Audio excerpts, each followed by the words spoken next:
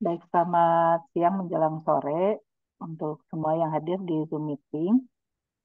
Hari ini kita akan mengikuti perkuliahan bersama dosen tamu, Bapak Dr. Willy Purna Samadi. Beliau adalah pengajar tetap di Fakultas Ilmu Komunikasi Universitas Esa Unggul, Jakarta. Tetapi selain menjadi dosen, beliau juga adalah aktivis sosial ya, Mas Willy ya, yang juga banyak melakukan kajian dalam bidang atau dalam isu demokrasi, termasuk juga di dalamnya kajian tentang populisme. Jadi mudah-mudahan melalui perkuliahan kita hari ini,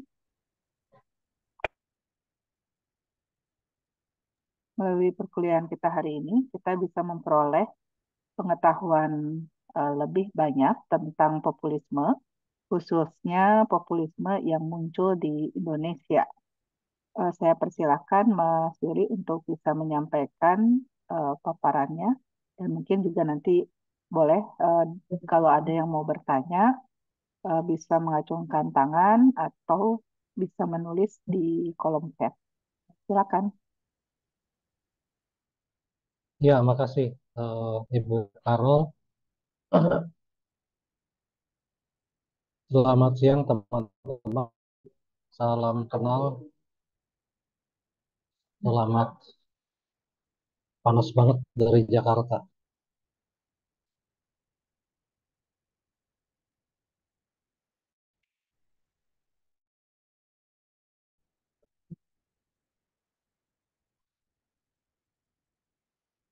Ya, jadi eh, hari ini saya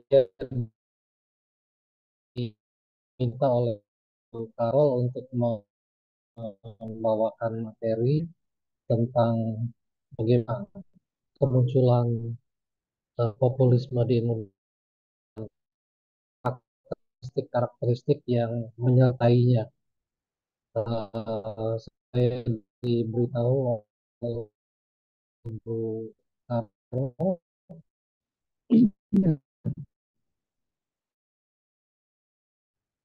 sebelum kelas ini bahwa teman-teman yang mengikuti kegiatan hari ini eh, sudah juga memperoleh materi tentang apa pengertian dari oknum dan dari eh, bentuk itu saya mungkin sudah memilih pemahaman yang cukup serta gambar yang eh, relatif lihat berbagai dunia. Suaranya putus-putus sih ya. Iya, masih Sudah mendingan suaranya atau belum? terputus-putus ya. Masih putus-putus sih. Masih.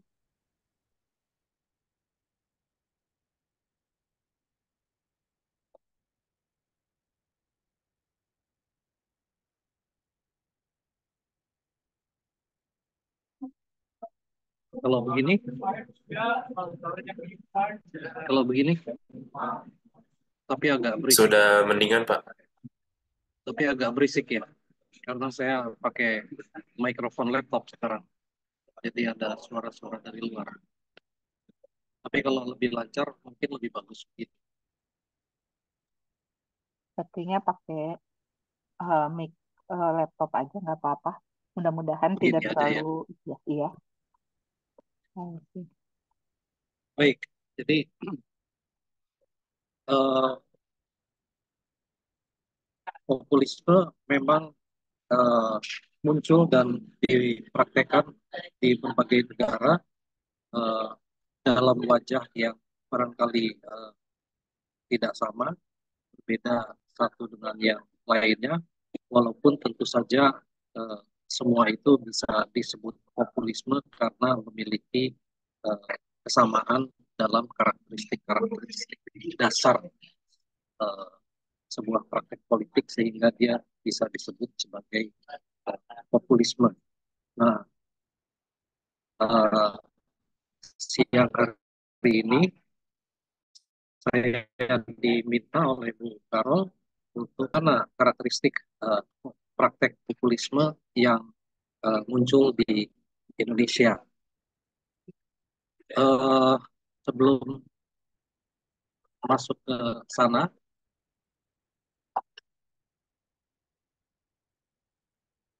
uh, sekedar menyegarkan barangkali ya, merefresh kembali ingatan kita, walaupun tadi disampaikan teman-teman sudah mengetahui apa itu populisme dan uh, berbagai ragam prakteknya di berbagai dunia, di berbagai negara di dunia.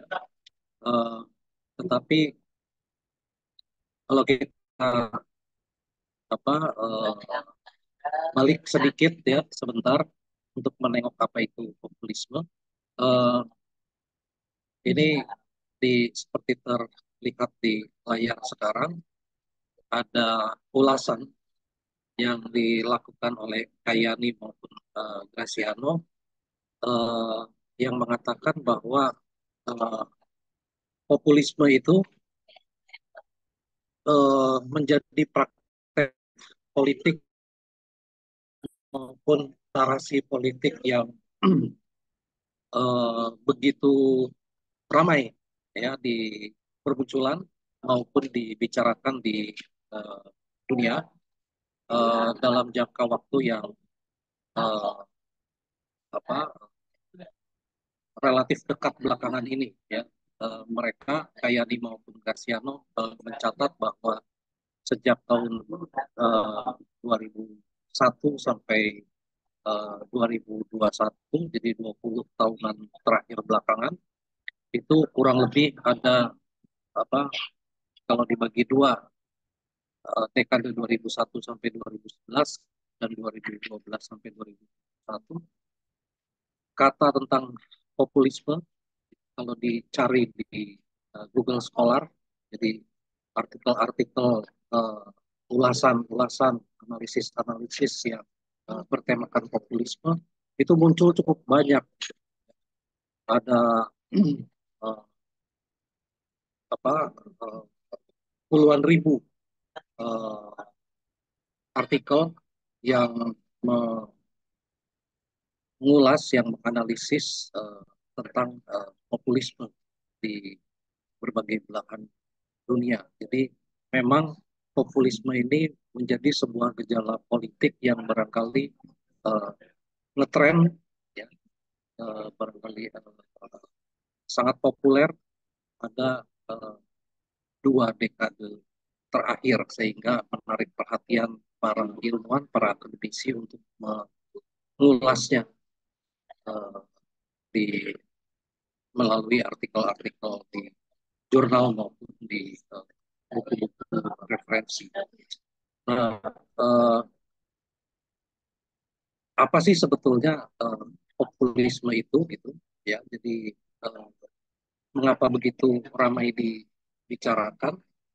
Uh, Tadi saya sebutkan prakteknya sebetulnya beragam, tapi mengapa semuanya bisa disebut atau bisa dikategorikan sebagai populisme? Ya, uh, menyangkut hal itu sebetulnya para ilmuwan juga menawarkan pendefinisian yang berbeda-beda, pemaknaan yang berbeda-beda antara satu dengan yang lainnya, tetapi dengan karakteristik kunci, karakteristik dasar yang kurang lebih sama. Sama seperti halnya kalau kita bicara tentang demokrasi, ada begitu banyak pemaknaan yang bisa diberikan pada kata demokrasi, namun apa namanya uh, di balik semua keragaman itu sebetulnya tetap saja para ilmuwan bersepakat bahwa karakteristik kunci dari demokrasi itu adalah kekuatan yang uh, berkekuasaan yang bertumpu pada kedaulatan di tangan rakyat. Demikian pula populisme. Populisme bisa disepakati oleh para elit berdasarkan karakteristik kuncinya yang kurang lebih eh, mengatakan bahwa sebuah praktek politik bisa dikatakan sebagai praktek politik populis ketika dia memperlihatkan sifat uh, anti elit gitu ya, atau lebih netralnya adalah praktek politik yang diorientasikan atau berorientasi pada uh, orang banyak ketimbang praktek politik yang diorientasikan pada perilaku elit. Tetapi dalam wajahnya nanti kita lihat prakteknya di Indonesia maupun barangkali teman-teman juga sudah belajar tentang bagaimana di tempat lain, uh, pengertian tentang politik yang diorientasikan pada rakyat itu tidak sesederhana kita membayangkan bahwa politik itu berpihak pada orang banyak, gitu. Tapi bisa uh, uh, berlangsung justru sebaliknya di uh, dalam dalam pengertian praktek politik yang dimanipulasi sedemikian rupa sehingga kelihatan berorientasi pada kepentingan orang banyak. Nah, bagaimana dengan praktek politik populisme di Indonesia sendiri?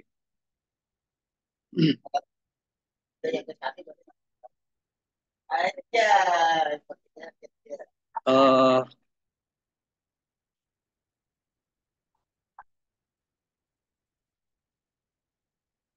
ya, ini ternyata ada satu slide lagi yang membahas tentang makna populisme. Jadi setidaknya ada 4 kelompok uh, makna ya yang diberikan oleh para ilmuwan tentang populisme ya. Ada yang menganggapnya sebagai sebuah ideologi ya, ada yang menganggapnya lebih uh, uh, apa, bersifat sebagai sebuah gagasan ya, gagasan yang ya barangkali juga sifatnya kurang lebih sama ideologi gitu. Tetapi di sisi lain ada juga para ilmuwan yang lebih melihat populisme dalam makna atau dalam arti gaya politik. Jadi uh, tidak tidak terlalu terkait langsung dengan gagasan atau ideologi yang dijalankan oleh para pelakunya, tetapi justru lebih kelihatan sebagai sebuah gaya politik, ya terlepas dari ideologi yang dianut apa, gagasan yang ditawarkan apa, tetapi gaya politik pelaku populisme itu bisa memperlihatkan gaya politik yang populis. Sementara ada lagi yang mengartikan populisme sebagai strategi. Jadi kurang lebih ini sama dengan gaya politik ya, tapi lebih lebih tajam karena kalau gaya politik itu lebih uh, lebih loose, lebih individual sifatnya. Ya. Tapi kalau strategi uh, barangkali bisa disebut sebagai gaya, tapi dalam makna yang lebih sistematik, lebih terencana, lebih lebih apa, lebih terdesain. Jadi barangkali ada 4 kelompok populisme, tapi kita juga bisa mengelompokkannya secara lebih loose, secara lebih longgar. Ada yang mengelompokkan dia sebagai ideologi dan gagasan, tapi di sisi lain ada juga yang melihat populisme sebagai sebuah style politik atau strategi politik, baik yang apa spontan maupun yang berencana. Nah, lalu di tengah rimba belantara pengertian populisme seperti tadi, ya, kira-kira bagaimana nih perkembangan populisme di Indonesia? Munculannya seperti apa?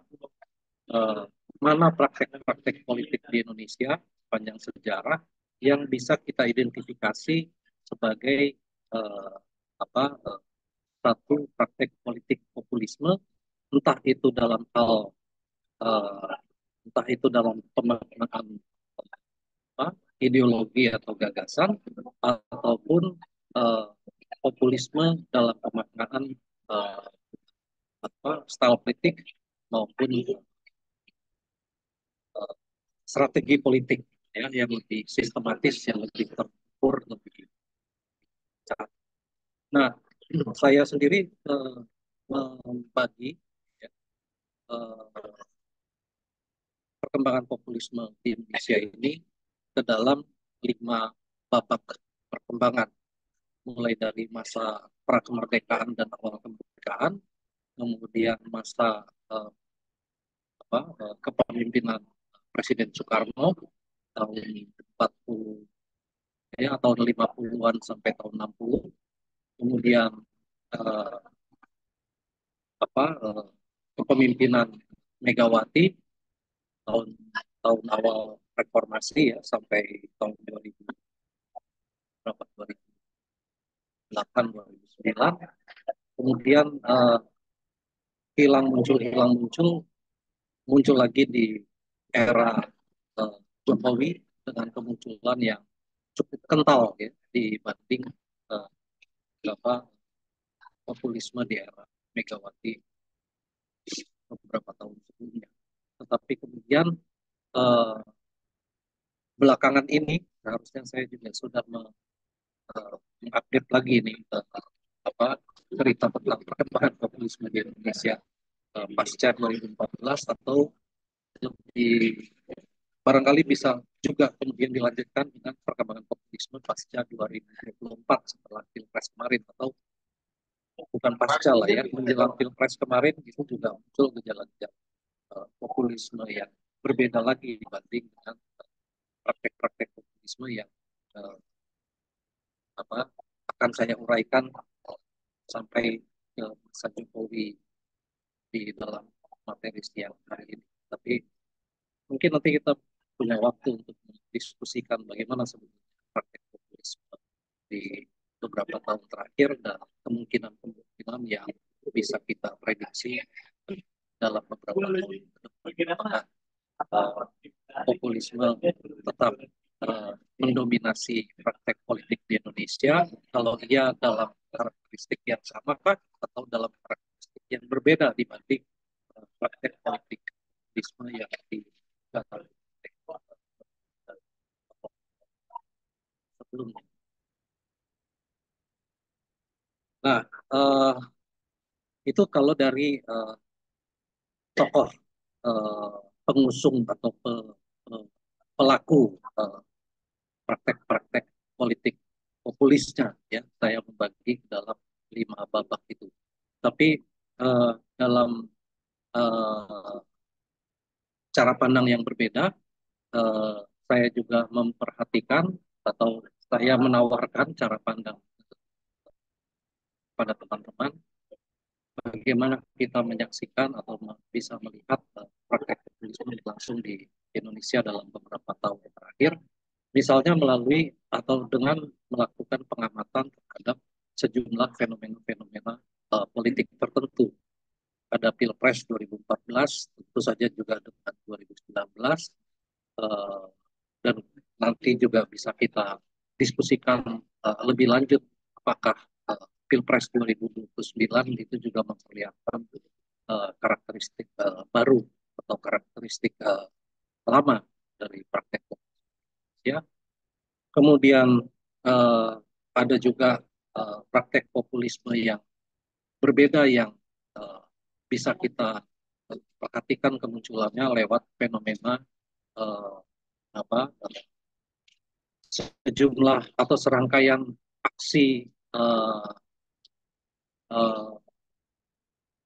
bela Islam ya uh, tahun-tahun 2010-an sampai 2020 2021 barangkali itu marak sekali aksi-aksi politik arus bawah yang kemudian banyak disebut-sebut mencerminkan sebuah gerakan yang didorong oleh semangat populisme Islam pada aksi 212, 411, uh, dan lain-lain ya. Jadi ada juga sebetulnya fenomena-fenomena politik yang bisa kita perhatikan memperlihatkan karakteristik populisme di samping eh, praktek-praktek politik tertentu yang dijalankan oleh para tokoh seperti yang tadi Bapak saya paparkan di slide sebelumnya. Fenomena lain yang juga bisa kita perhatikan eh, memunculkan praktek populisme itu adalah fenomena politik pemilihan kepala daerah sejak 2005 kalau saya tidak salah. Sejak 2005 kita mempraktekkan di Indonesia dipraktekkan eh, pemilihan kepala daerah secara langsung dan itu mengubah mekanisme pemilihan kepala daerah dari sebelumnya dipilih lewat eh, Dewan Perwakilan Rakyat Daerah, baik di kabupaten, kota, di provinsi,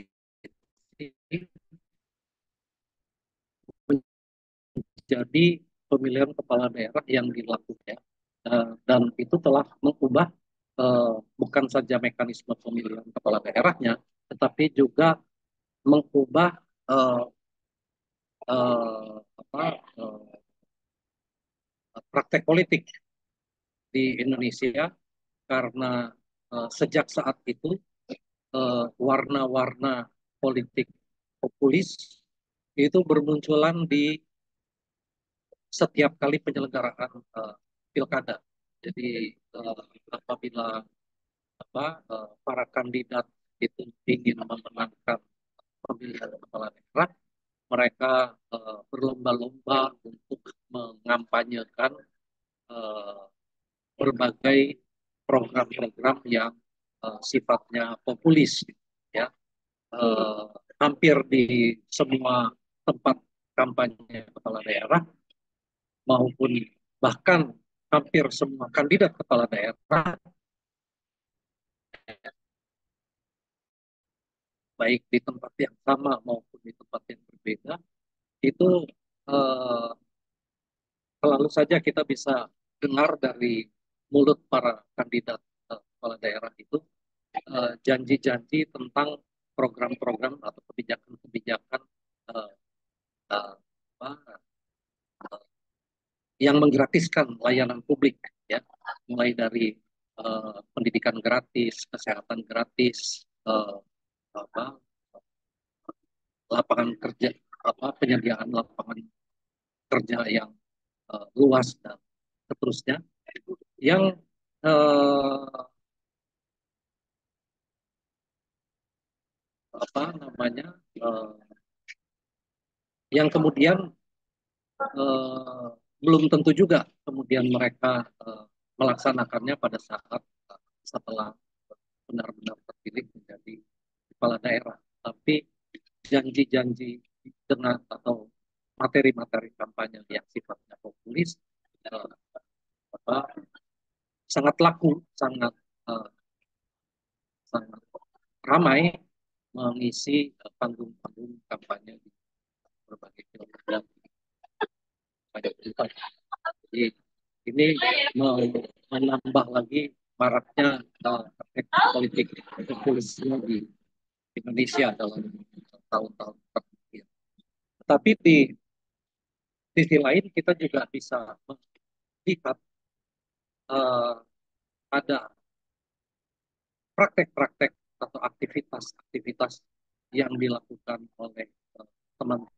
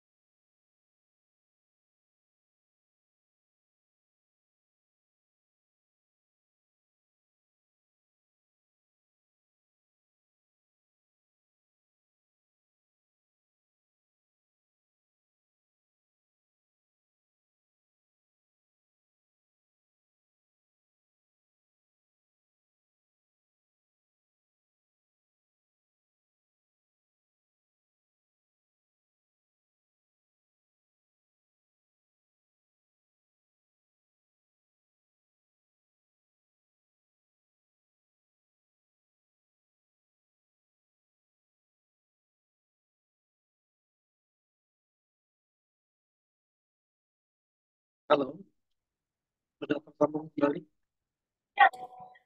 Ya halo Pak. Tapi masih putus-putus Pak kebetulan suaranya.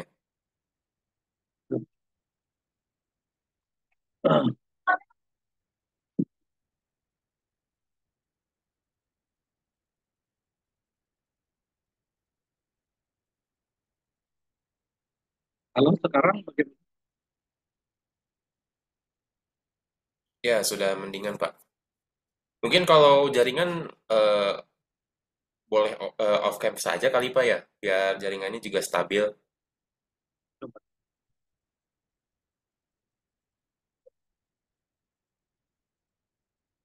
Begini sudah mendingan? Mendingan Pak, mendingan.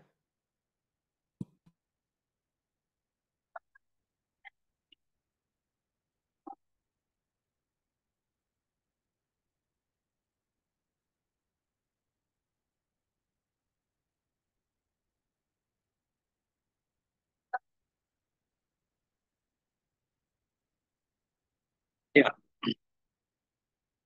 oke. Jadi tadi berhenti di sini, kita sambung lagi. Jadi selain eh, praktek-praktek populis yang dijalankan oleh eh, para tokoh pimpinan politik tertentu, kita juga bisa mencermati eh, kemunculan praktek populisme melalui fenomena-fenomena politik tertentu.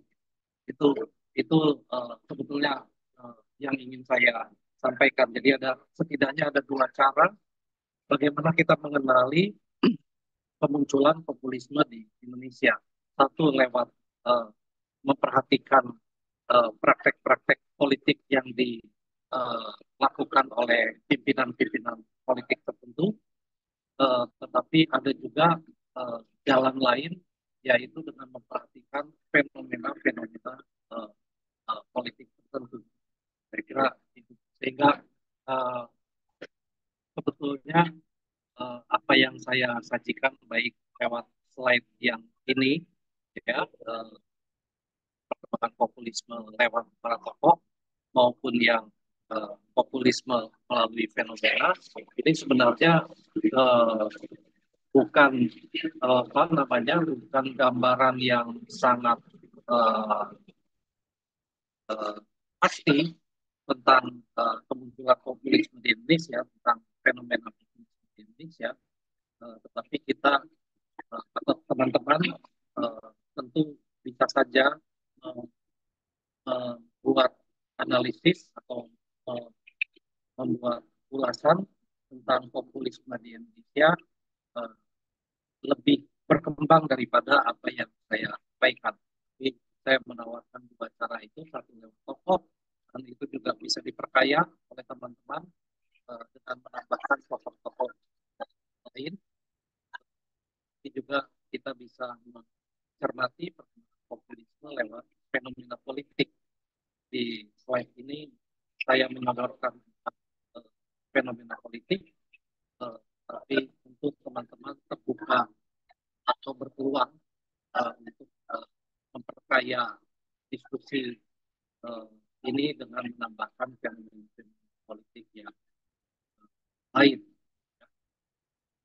Oke, coba kita lihat sekarang eh, satu persatu dengan melewatkan populisme eh, di awal kemerdekaan di masa-masa pemerintahan Soekarno. Mungkin nanti teman-teman punya kesempatan lebih luas ya untuk cari bahan-bahan yang dilakukan.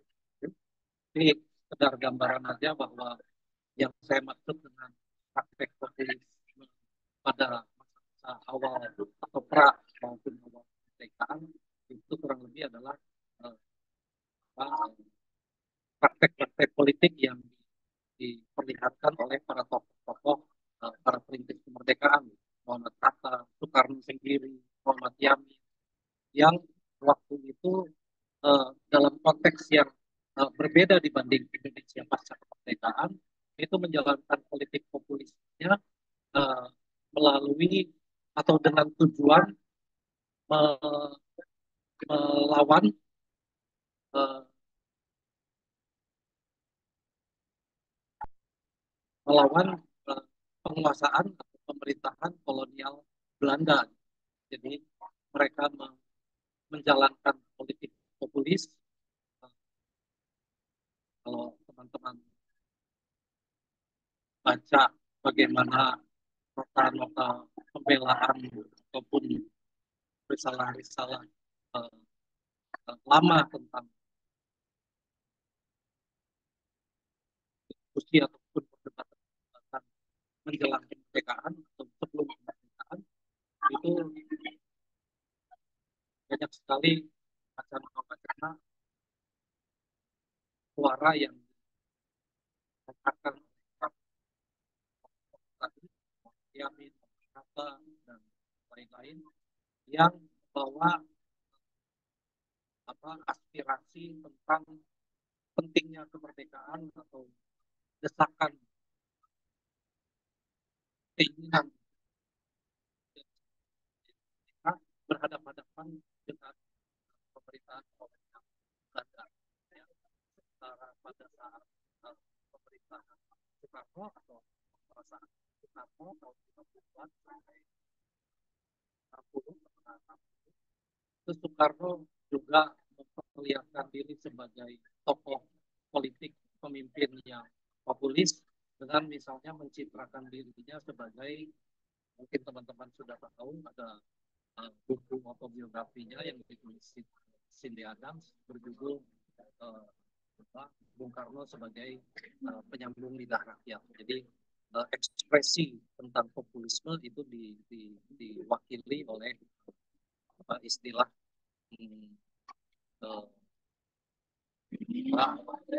pemimpin politik itu, Bung Karno sebagai penyambung lidah rakyat. Jadi dia merepresentasikan keseluruhan body atau tubuh rakyat itu ke dalam dirinya, dan dia menganggap dialah representasi atau refleksi dari aspirasi yang itu.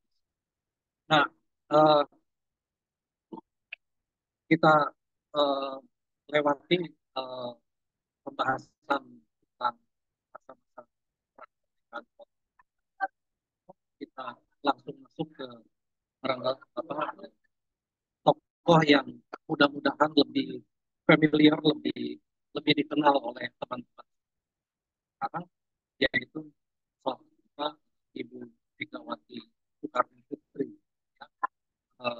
Megawati ini kita kenal sebagai Ketua Umum abadi yang sudah cukup lama memimpin Partai Demokrasi Indonesia Perjuangan, dan dia menduduki kursi itu, menduduki jabatan itu jauh sebelumnya, tahun 93 saat Orde Baru masih diri di Indonesia, dia terpilih menjadi Ketua Umum PDI tahun 93.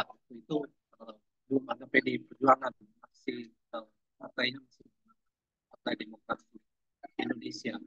Dan sejak Megawati menduduki kursi Partai Demokrasi Indonesia tahun 93, warna politik populis itu melekat pada diri Megawati Soekarno, karena sejak saat itu PDI mengidentifikasi diri partainya itu sebagai partai wong cilik, partai orang kecil, dan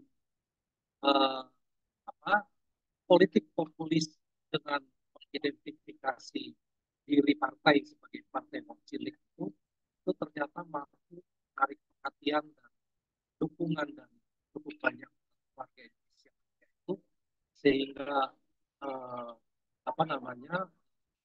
pemerintah Orde Baru, pemerintahan yang masih otoriter pada saat itu, merasa cukup was-was, merasa cukup khawatir dengan kenaikan popularitas Megawati melalui praktek politik populisnya, melalui praktek pengidentifikasian diri partai sebagai partai wong cilik. apalagi Megawati sendiri eh, dikenal dan dia memperkenalkan diri terus-menerus sebagai atau mendekatkan dirinya, melekatkan dirinya dengan ketokohan Soekarno. Jadi apa namanya image atau citra Soekarno sebagai penyambung lidah rakyat itu seakan-akan seperti dikontinuasi, seperti disambungkan oleh Megawati melalui ekspresi atau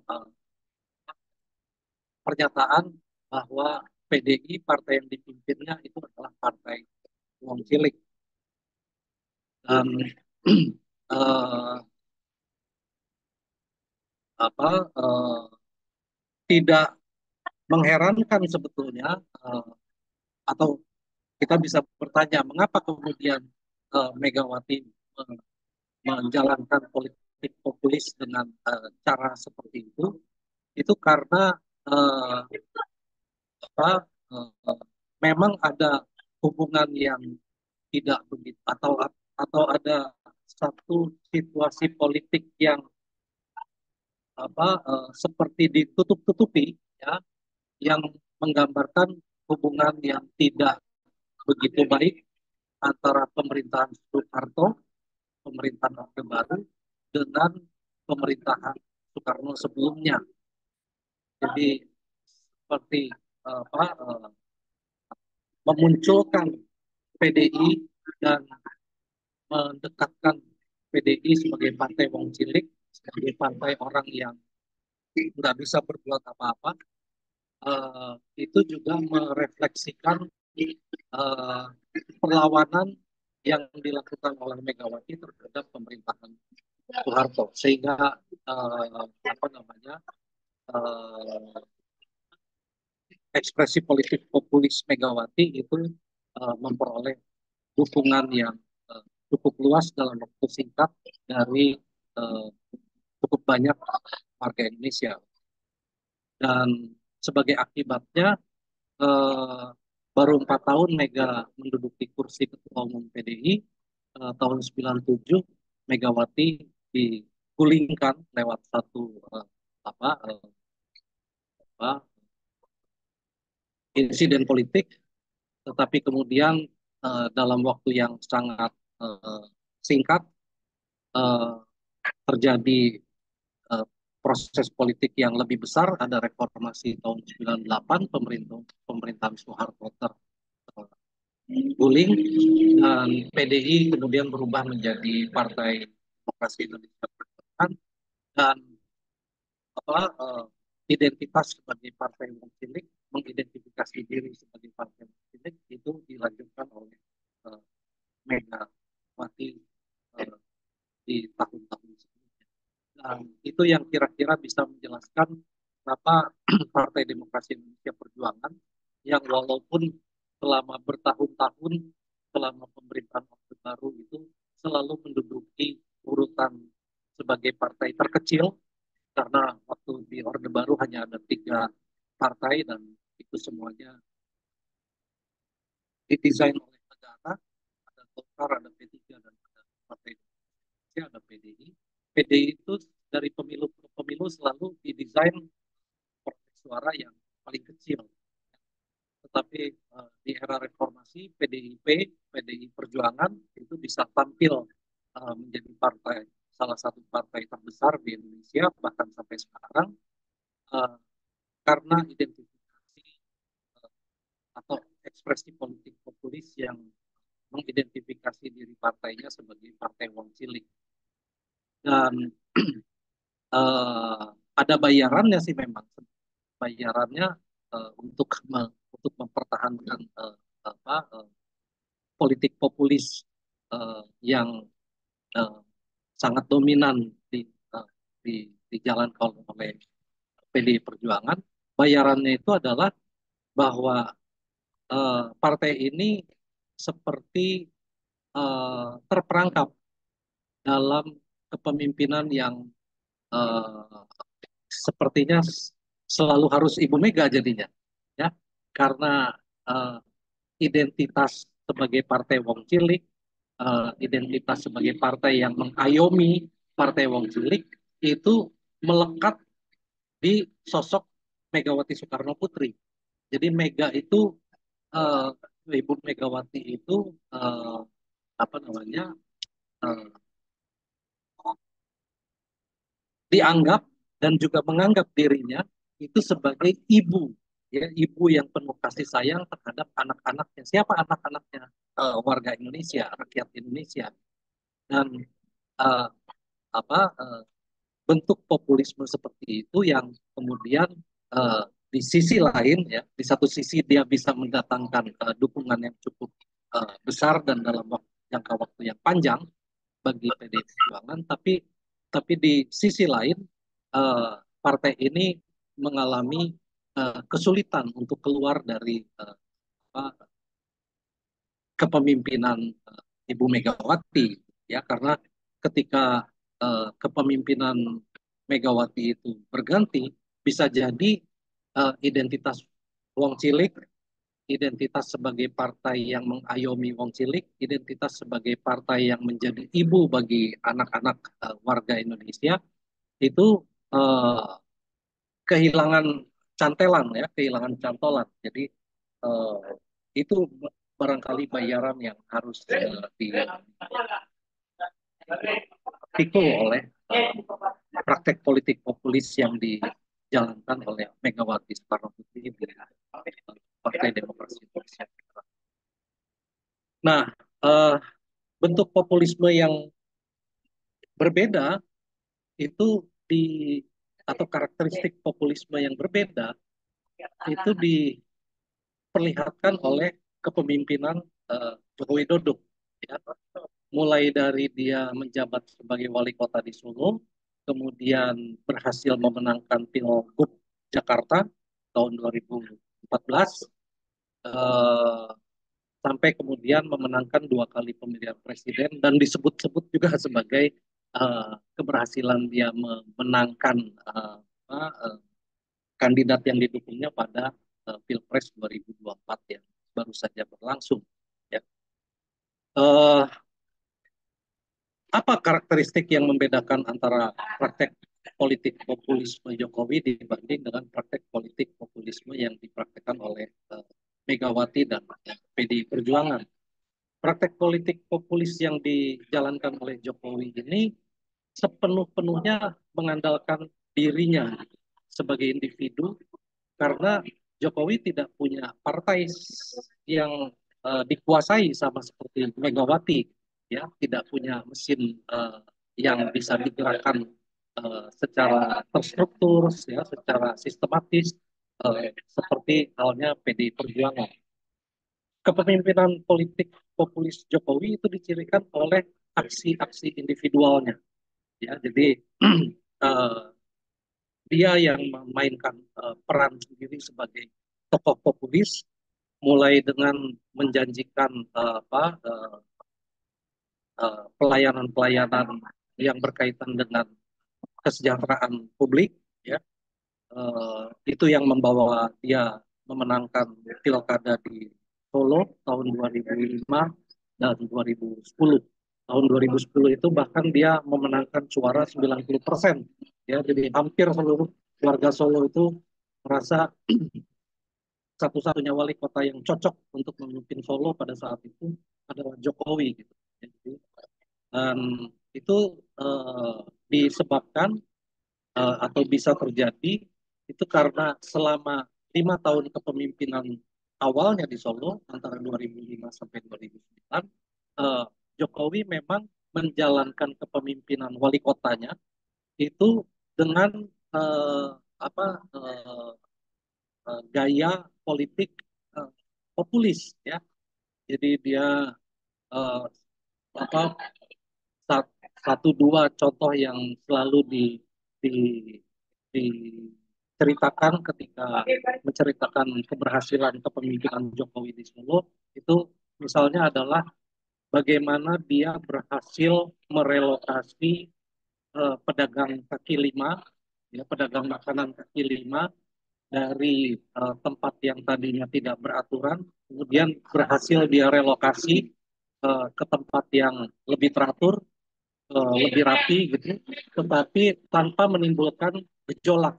Dan itu sama sekali berkebalikan atau berbeda jauh dengan kepemimpinan-kepemimpinan di tempat-tempat lain atau di waktu-waktu yang lain, yang biasanya kalau kebijakan-kebijakan relokasi seperti itu ujung-ujungnya adalah kerusuhan, ya, atau penggusuran atau intimidasi, dilakukan dengan intimidasi dan lain-lain. Tetapi eh, Jokowi antara tahun 2005 sampai 2009 itu berhasil menuntaskan program relokasi pedagang kaki lima itu tanpa ada darah tumpah, ya, tetapi lewat proses negosiasi.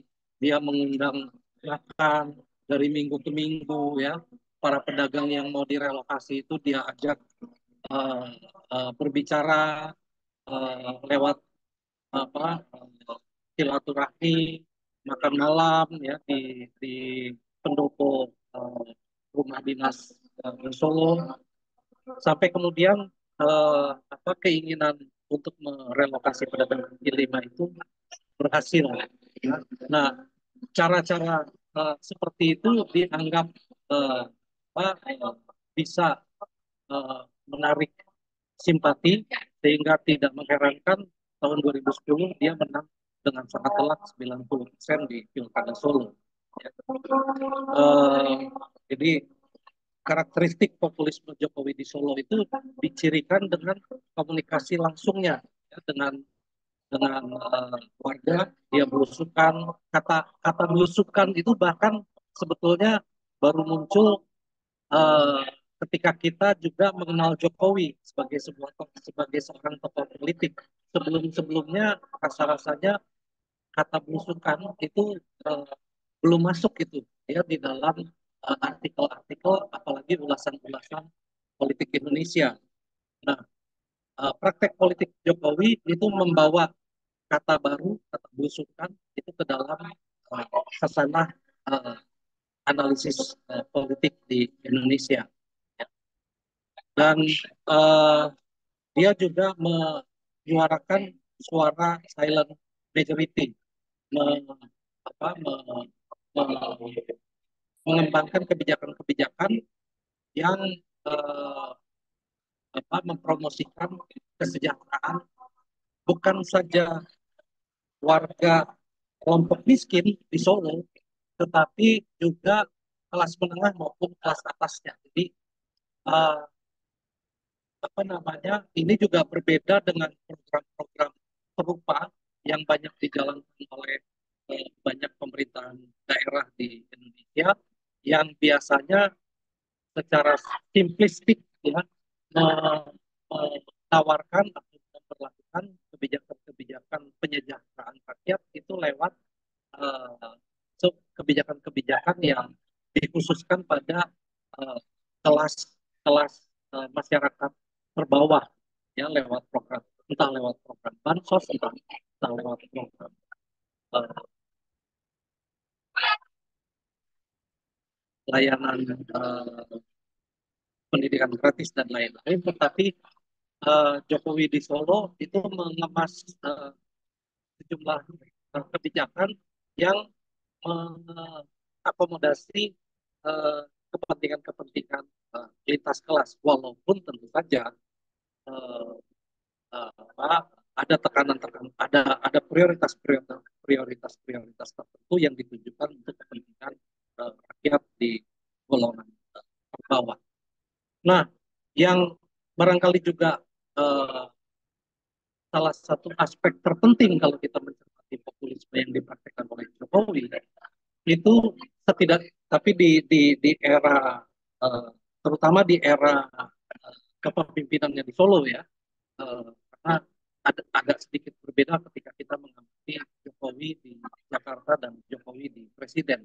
Tetapi ketika dia uh, menjalankan praktek politik yang populis di Solo, ada satu hal penting saya kira yang uh, apa, perlu diperhatikan, yaitu ketika dia mengajak elemen-elemen masyarakat sipil, ya, organisasi masyarakat sipil, para aktivis, itu dilibatkan di dalam perencanaan maupun implementasi-implementasi kebijakan yang dia buat. Sehingga ya kita tahu bahwa elemen-elemen atau organisasi-organisasi masyarakat sipil itu biasanya memang eh, sudah dengan sendirinya eh, membawa kepentingan-kepentingan warga dampingannya gitu ya.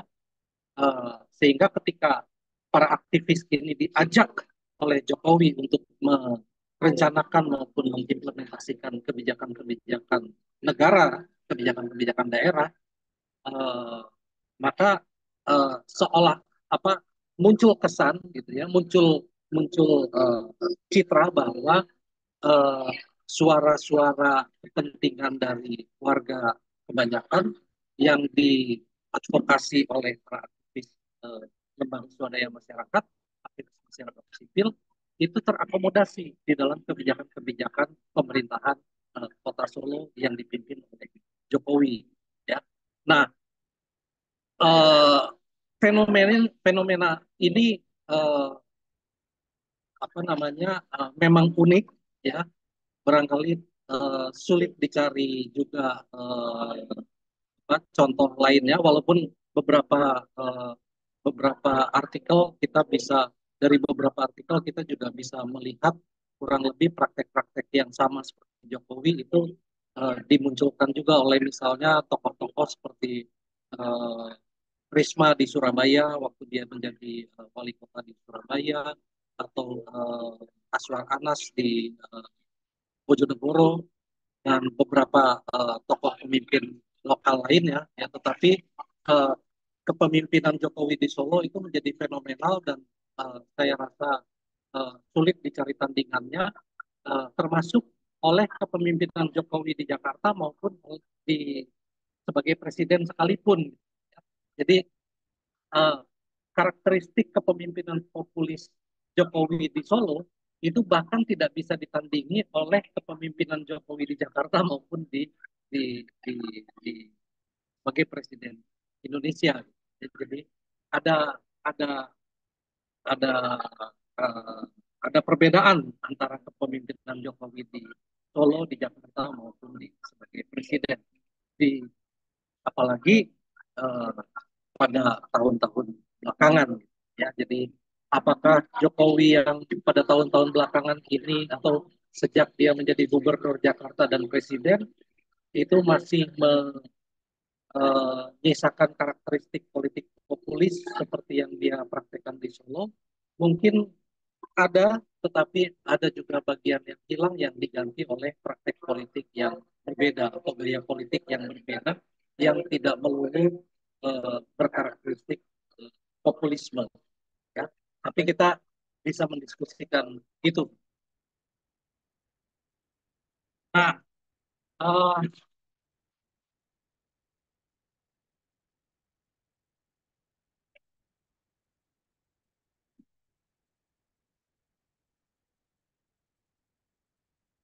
oke, okay. Jadi tadi saya sudah menjelaskan setidaknya uh, dua praktek populis yang berbeda yang dijalankan oleh Megawati dan PDI Perjuangan uh, dibandingkan dengan praktek politik populis yang dijalankan oleh Joko Widodo ketika dia berada di Solo sebagai wali kota. Nah sekarang uh, kita juga uh, kita masih ada waktu berapa lama? Oh, sudah lebih harusnya sudah habis. lagi Kenapa? masih sebenarnya 30 menitan lagi lah. 30 menitan lagi.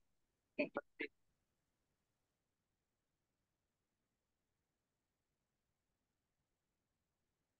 Itu saya cepat saja ya supaya kita punya waktu untuk tanya jawab.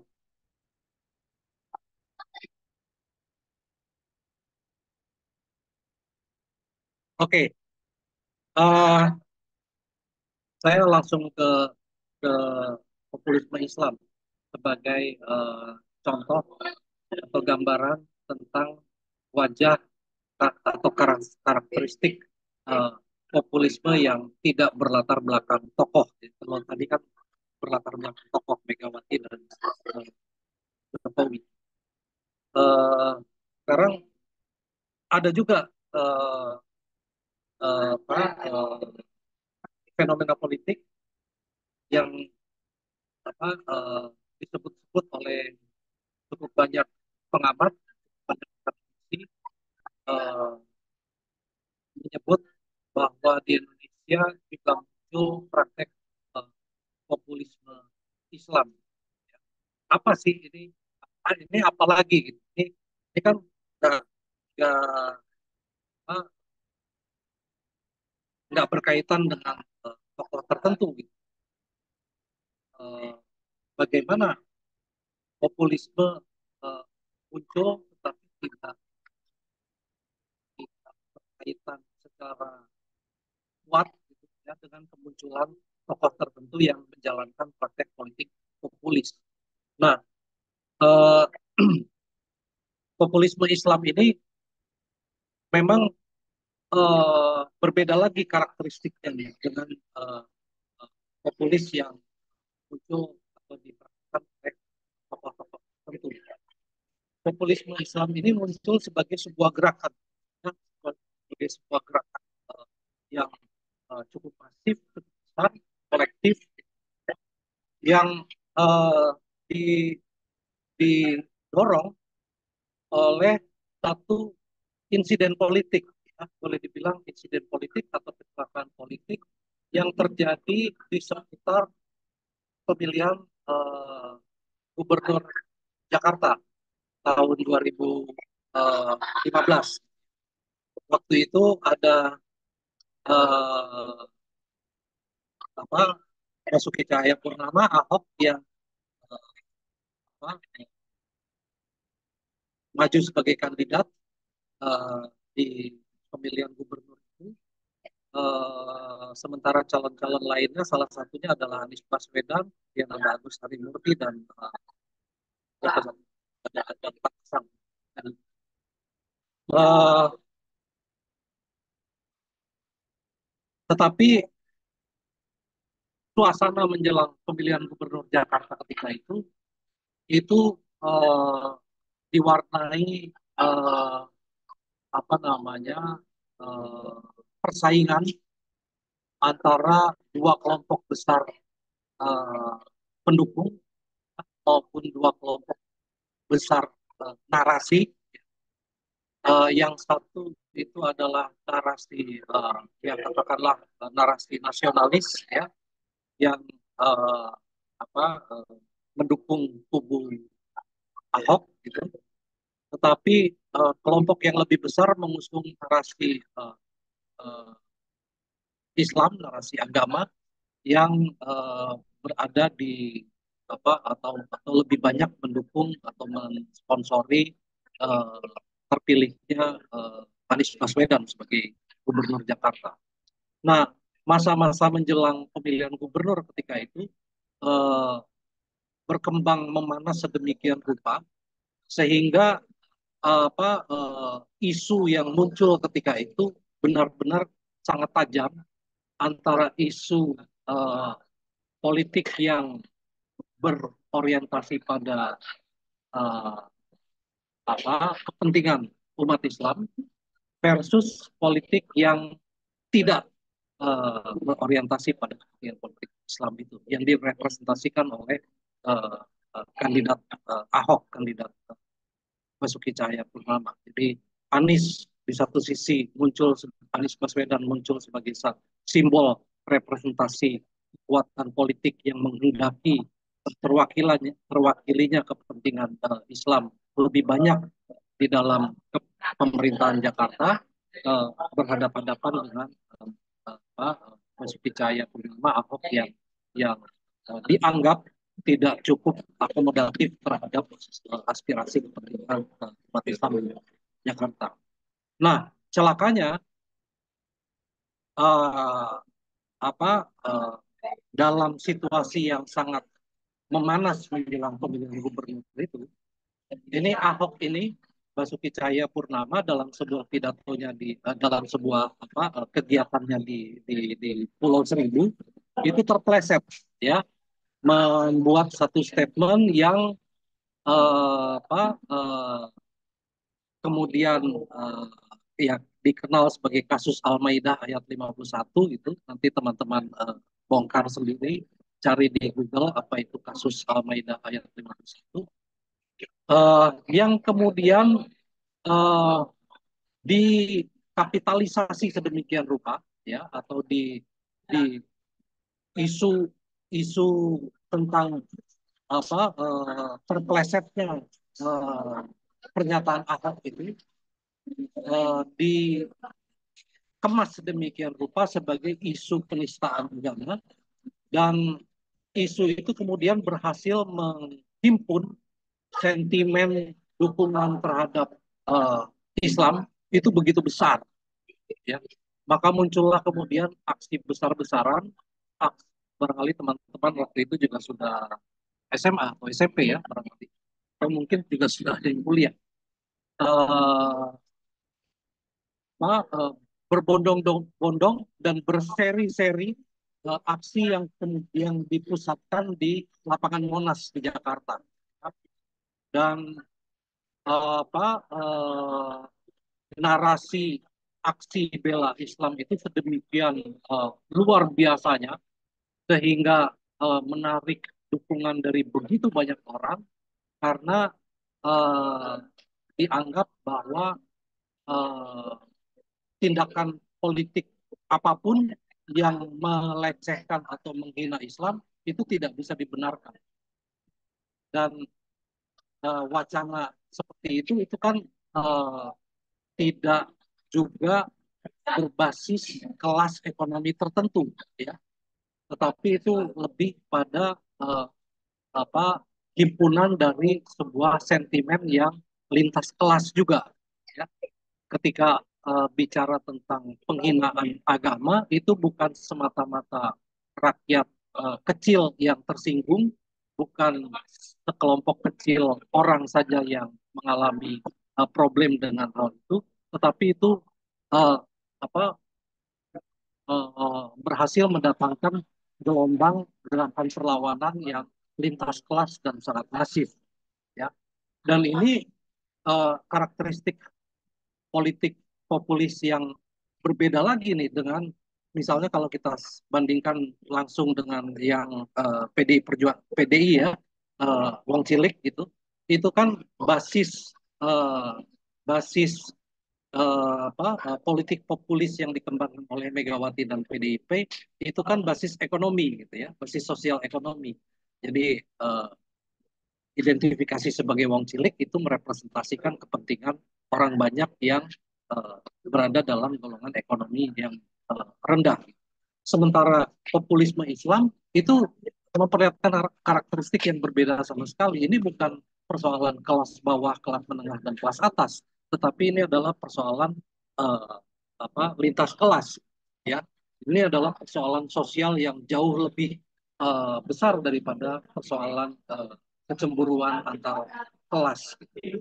Nah, jadi uh, apa namanya itu karakteristik populisme Islam yang berbeda dari karakteristik populisme berbasis tokoh yang dikembangkan baik oleh Megawati maupun oleh uh, Jokowi. Itu uh, hal yang lain lagi. Nah, ini yang kepala daerah tadi sudah saya sampaikan. Uh, saya kira sayang waktunya, Bu Karol, kalau saya teruskan presentasinya nanti ini bisa dibaca aja. Jadi waktu yang tersisa saya pikir lebih bermanfaat apabila kita gunakan uh, diskusi, ya, kalau boleh.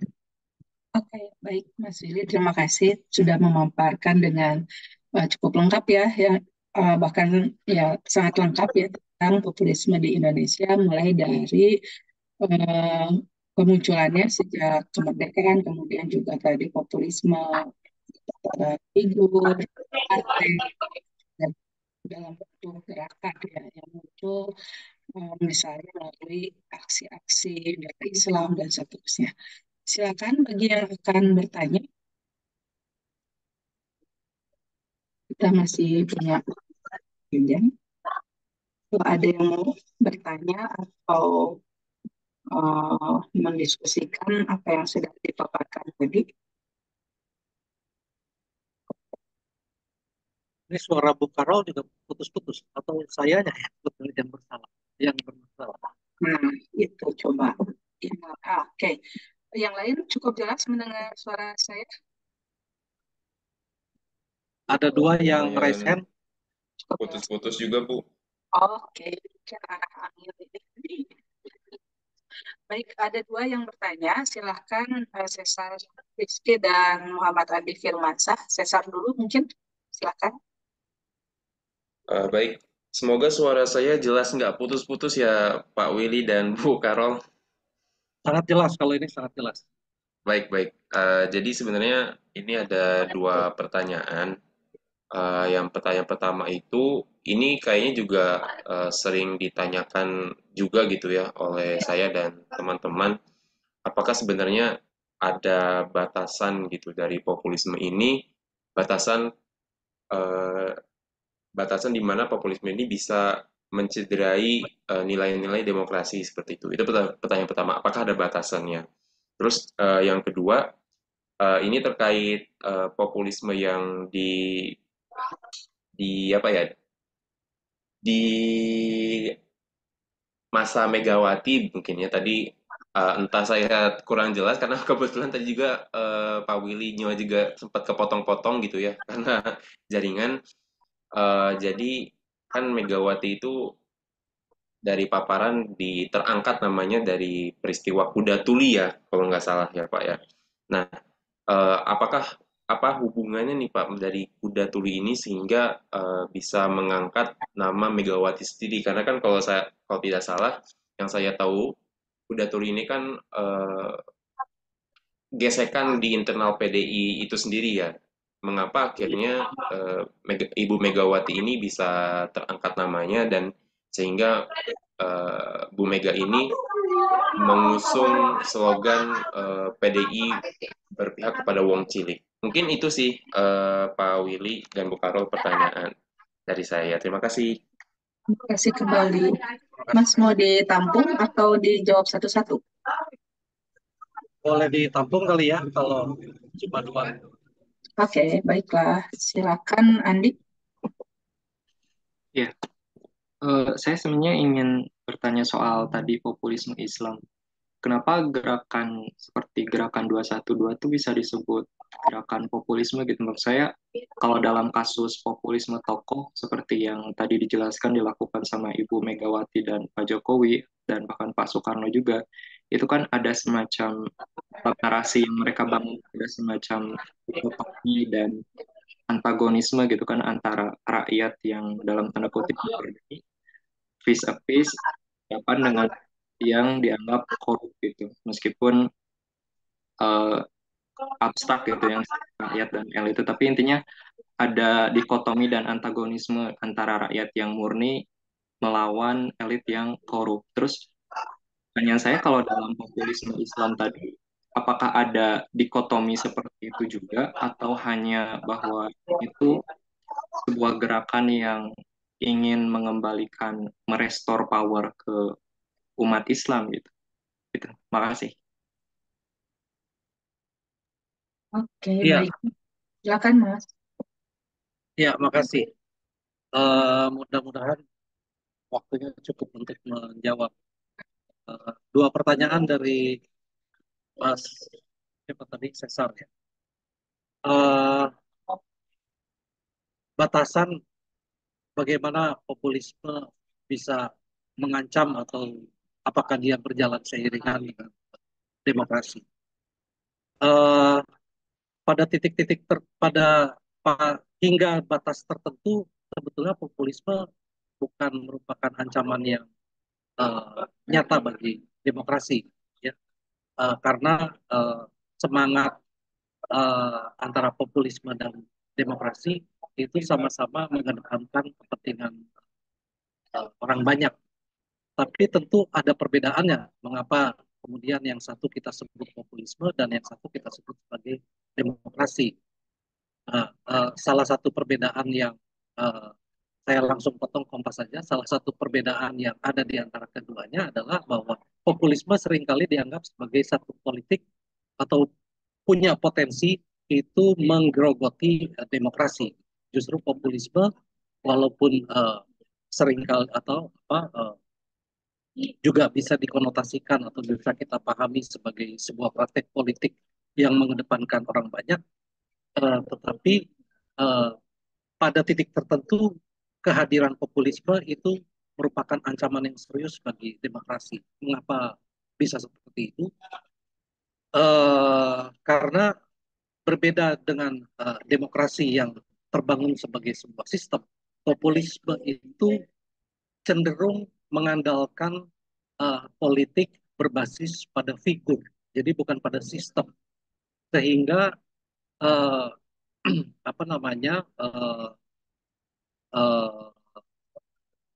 apa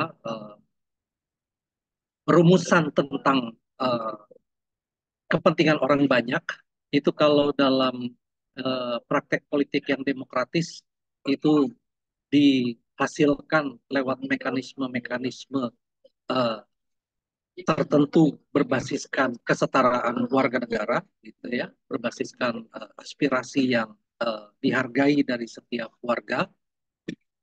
Sementara populisme justru memberi tempat yang sangat istimewa kepada tokoh-tokoh yang melakukan praktek politik populis. Dan itu yang menyebabkan populisme itu merupakan satu ancaman tentu, ya, ancaman yang serius bagi demokrasi karena meniadakan kesetaraan itu. Justru kesetaraan itu yang seharusnya ada di dalam setiap individu warga itu diambil alih atau dipindahkan begitu saja ke dalam seorang tokoh pemimpin populis yang kemudian disitulah terdapat kesetaraan warga. Jadi di dalam diri seorang tokoh populis, disitulah kemudian dia menubuhkan kesetaraan warga di dalam dirinya. Nah, itu problemnya, ya. Jadi eh, ketika misalnya katakanlah eh, Soekarno ya yang mengatakan bahwa saya adalah penyambung lidah rakyat. Nah, karena sudah apa lidah rakyat itu sudah diakumulasi ke dalam dirinya, maka sebetulnya eh, di pada saat yang bersamaan rakyat itu sudah kehilangan lidahnya. Dan itulah kalau memang rakyat itu sudah kehilangan lidahnya, maka sebetulnya eh, demokrasi macam apa yang kemudian bisa kita bayangkan dari sebuah situasi seperti itu, ya, ketika eh, suara rakyat itu adalah suara saya, gitu, ya. Suara rakyat itu saya loh yang merumuskan, maka eh, kita tidak lagi berhadapan dengan sistem politik yang demokratis sebetulnya ketika sudah diambil alih sedemikian rupa oleh seorang tokoh politik yang populis, ya, pada pada titik tertentu saja. eh apa jadi ada batasannya bagaimana di mana kita melihat populisme dan di mana kita melihat demokrasi pada pada apa hingga batas tertentu barangkali kita melihat populisme eh, bisa seiring sejalan dengan demokrasi, ya, tetapi melewati titik tersebut populisme merupakan ancaman yang sangat besar terhadap keberlangsungan uh, uh, demokrasi. Contoh lain yang ironis lah ya, ini saya kaitkan dengan pertanyaan Cesar yang kedua ya soal yang kepemimpinan Megawati di PDI. Begitu begitu kentalnya praktek politik populis di lingkungan internal PDI maupun PDI Perjuangan sekarang, itu menyebabkan uh, apa uh, proses demokratisasi di dalam partai demokrasi itu sendiri itu menjadi bermasalah. bagaimana kita bisa menjelaskan sebuah partai yang dipimpin begitu lama oleh seorang ketua umum yang tidak pernah tergantikan. Ya, jadi itu kan menjadi pertanyaan tersendiri buat kita ya. Kita mengetahui bahwa demokrasi itu juga bisa diukur antara lain dengan terjadinya sirkulasi kepemimpinan gitu ya. Dan demokrasi kan bukan semata-mata berlangsung di dalam sebuah negara, tapi juga bisa berlangsung bahkan harus harus terjadi ketika kita bicara tentang sebuah partai. Jadi di satu sisi partai itu adalah instrumen demokratis sebuah sistem politik, tetapi tentu dan sebagai sebuah instrumen politik di dalam sebuah sistem yang demokratis, tentu partai juga seharusnya uh, apa, demokratis dengan sendirinya. Tetapi uh, kalau kita lihat uh, bukan cuma PDI Perjuangan, juga ada kalau kita bicara partai-partai lain di Indonesia, uh, sepertinya ada persoalan-persoalan demokrasi, persoalan-persoalan demokratik yang kita lihat di dalam tubuh partai itu sendiri, termasuk di PDI Perjuangan itu sendiri, gitu ya. Jadi bagaimana Megawati selalu dalam misalnya dalam setiap pidato internal di partainya menyebut dirinya sebagai ibu bagi para kadernya, gitu ya. Jadi dia juga kan mengibukan, mempopuliskan, menubuhkan populisme di dalam dirinya ketika dia memimpin partainya, sehingga ketika misalnya ada aspirasi-aspirasi atau ada suara-suara yang berbeda yang ingin disuarakan oleh para kader partainya di daerah ataupun di uh, yang berbeda lah ya, itu bisa dianggap sebagai perlawanan terhadap seorang ibu di partai. Ya, jadi itu kan juga punya masalah. Jadi uh, ada ketegangan-ketegangan antara populisme di satu sisi dengan demokrasi di sisi lain, dan kita perlu jeli melihat di mana kemudian ketegangan itu muncul. Nah, Megawati sendiri bisa seperti itu memang tidak terlepas dari peristiwa kuda tuli, betul. Tetapi kuda tuli itu sendiri mungkin benar juga yang dikatakan Cesar tadi, beberapa literatur menyebutnya sebagai titik puncak dari sebuah krisis internal yang berlangsung di PDI pada saat itu. Tetapi kalau kita lebih jeli lagi membaca literatur-literatur lain ya. Saya sendiri kebetulan skripsinya waktu itu skripsinya menulis tentang konflik internal PDI pada saat itu ya, menjelang di dalam kemunculan Megawati. Friksi yang terjadi itu sebetulnya tidak lain dan tidak bukan adalah desain dari pemerintah Orde Baru gitu. Jadi memang betul ada friksi internal, tetapi friksi internal itu bukan lahir dengan sendirinya, tetapi memang diinjeksi oleh pemerintah Orde Baru yang tidak senang dengan kepemimpinan Megawati. Jadi friksi internal yang berpuncak pada peristiwa kerusuhan 27 Juli itu kan menghadap-hadapkan antara Megawati dengan Suryadi ya. Nah, itu sebetulnya sulit dijelaskan friksi antara Megawati dengan Suryadi, mengingat kemunculan Megawati di PDI pada saat itu beberapa tahun sebelumnya, itu justru didorong oleh atau disponsori oleh Suryadi sendiri, ya waktu itu sebagai ketua umum. Jadi yang mengajak Megawati ke dalam PDI waktu itu adalah Suryadi sendiri. Tetapi ketika justru kehadiran Megawati di dalam PDI itu uh, ternyata uh, begitu berpengaruh pada kenaikan dukungan terhadap Partai Demokrasi Indonesia, maka pemerintah Orde Baru lewat tangan Suryadi itu menimbulkan friksi internal di PDIP, kemudian mengalami kerusuhan 27 Juli dan seterusnya sampai kemudian akhirnya uh, untungnya kemudian disambung dengan proses reformasi 98 yang kemudian memunculkan Megawati dan PDI Perjuangan sebagai partai yang baru sama sekali lah ya, lahir kembali sebagai sebuah partai uang cilik dan seterusnya sampai kemudian kita sambung lagi ceritanya dengan cerita populisme Megawati yang tadi saya sampaikan. Nah, yang berikutnya soal pertanyaan dari Mas Andi, eh, mengenai apa tadi saya jadi lupa. Mas Andi itu, Populisme, populisme Islam. oh, Gerak. populisme Islam, populisme Islam. Iya, eh, apa namanya, gerakan 212 411 dan lain-lain sampai kemudian muncul juga gerakan nasional pembela fatwa MUI dan seterusnya yang berkaitan dengan itu sering dilabeli sebagai populisme Islam.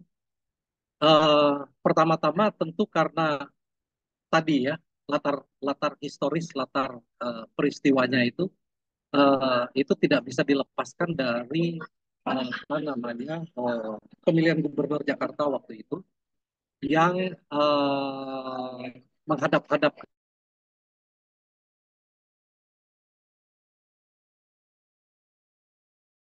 dua tokoh sentral ketika ini. Eh, apa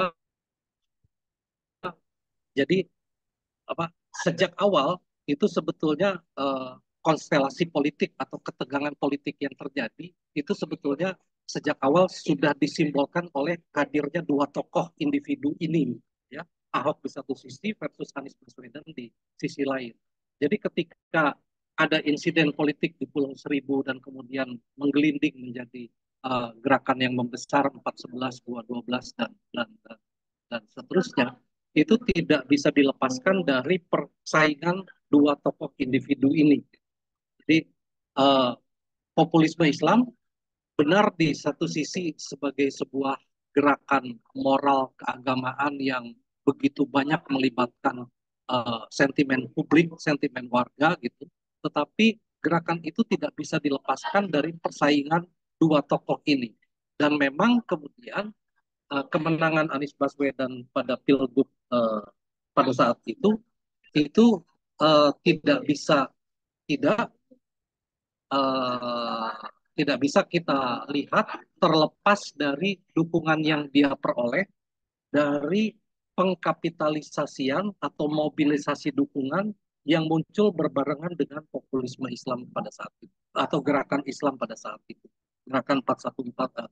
Jadi sulit menjelaskan bagaimana ceritanya gerakan 411, 212, GNPF dan lain-lain itu bisa muncul apabila tidak ada momen pilkada atau tidak ada momen pilgub. Ya, jadi itu hanya bisa dijelaskan dalam kaitannya dengan momen pilgub yang menghadap-hadapkan Anies Baswedan dan Ahok di sisi lain. Dalam konteks itulah kemudian kita bisa melekatkan label populisme Islam bahwa Anies Baswedan dan para pendukungnya itu merupakan tokoh-tokoh politik yang dianggap akan bisa membawa suara kepentingan umat Islam uh, lebih jauh lebih besar ketimbang yang bisa dilakukan oleh Ahok dan para pendukungnya. Dan apa uh, semangat itu diketahui betul atau dimanfaatkan betul justru ya oleh Anies Baswedan dan para pendukungnya untuk kepentingan politik memenangkan pemilihan gubernur Jakarta. Dan itulah sebabnya mengapa gerakan seperti itu bisa kita kenali sebagai sebuah gerakan populisme berlatar Islam. Kira-kira begitu, Mas Andi. Iya, Pak. Paham. Berarti yang dihadap-hadapkan tuh beda sama populisme tokoh ya, Pak. Kalau populisme tokoh tuh kan biasanya ya tadi rakyat yang murni berhadapan dengan elit yang korup, dalam artian yang dihadapkan tuh kelompok gitu, kelompok yang meskipun abstrak, siapa yang disebut rakyat tuh juga nggak jelas, tapi kalau dalam kasus populisme Islam tuh, khususnya dalam konteks 1 2 tuh justru yang dihadap-hadapannya antar tokoh ya Pak, Pak Anies sama Pak Ahok. Iya, di permukaannya seperti itu, tetapi kalau kita baca juga di slide saya sebetulnya eh, ada ulasan juga bagaimana kita melihat populisme Islam itu dari kacamata yang lebih struktural, itu memang kita juga bisa melihatnya eh, apa eh, dari sudut pandang yang lain, bahwa eh, kepemimpinan eh, Jokowi Ahok di Jakarta, khususnya terutama mengental di era Ahok lah ya, itu telah mengesampingkan kepentingan-kepentingan ekonomi politik kelompok eh, kelompok eh, Islam eh, yang bukan kelas bawah sebetulnya, kepentingan-kepentingan kelompok besar ekonomi yang eh, mengalami keterpinggiran, ya, atau dipinggirkan peranannya oleh kelompok ekonomi yang ada di kubunya Ahok, ya. Jadi sebetulnya eh, insiden politik kesalahan statement Ahok di Pulau Seribu itu semata-mata menjadi trigger saja dari adanya kepentingan lebih besar untuk merebut kepentingan ekonomi politik dari tangan kubu Ahok. Dan uh, insiden keagamaan, insiden berbasis keagamaan itu kemudian dikapitalisasi sedemikian rupa, membangkitkan semangat lintas kelas sedemikian rupa, tetapi sebetulnya di balik itu juga ada kekuatan ekonomi politik yang merasa tidak puas dengan kepentingan-kepentingan ekonomi politik mereka yang dipinggirkan akibat praktek eh, apa eh, praktek kebijakan-kebijakan kapitalistik yang dijalankan oleh Ahok pada sisa masa jabatan warisan Jokowi sebelumnya gitu. Jadi cukup kompleks sih cerita tentang dibalik cerita dibalik populisme Islam itu. Eh, kita bisa bicara soal triggernya, kita bicara soal karakteristik populisme yang berbeda karena dia lintas kelas, tetapi di balik itu semua sebetulnya juga ada cerita tentang eh, perlawanan kelompok ekonomi politik kubu yang berbeda dengan kelompok ekonomi politik yang ada di kelompok eh, politiknya Ahok gitu. Jadi eh, pertentangan kepentingan ekonomi politik di antara dua kekuatan besar itu kemudian menggunakan sentimen aksi bela Islam yang menguat pasca insiden di Pulau Seribu itu sebagai uh, senjata untuk mengalahkan uh, kepentingan ekonomi politik yang ada di baliknya, uh, yang ada di uh, pihak kubunya Ahok. Kira-kira begitu. Jadi kalau kita punya waktu yang lebih panjang sih sebetulnya kita bisa mendiskusikan ya, atau kita sambung nanti di pertemuan berikutnya ketika kita bicara soal isu-isu populis ya.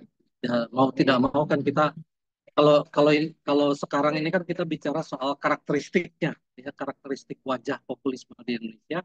Nanti di minggu depan kalau saya tidak salah kita bicara soal isu-isu populisme di Indonesia, bagaimana corak isu-isu populisme di Indonesia. Salah satunya tentu kita bicara soal uh, isu-isu ekonomi politik. Mudah-mudahan di sana kita punya punya ruang yang cukup uh, panjang untuk mendiskusikan. Makasih, Pak.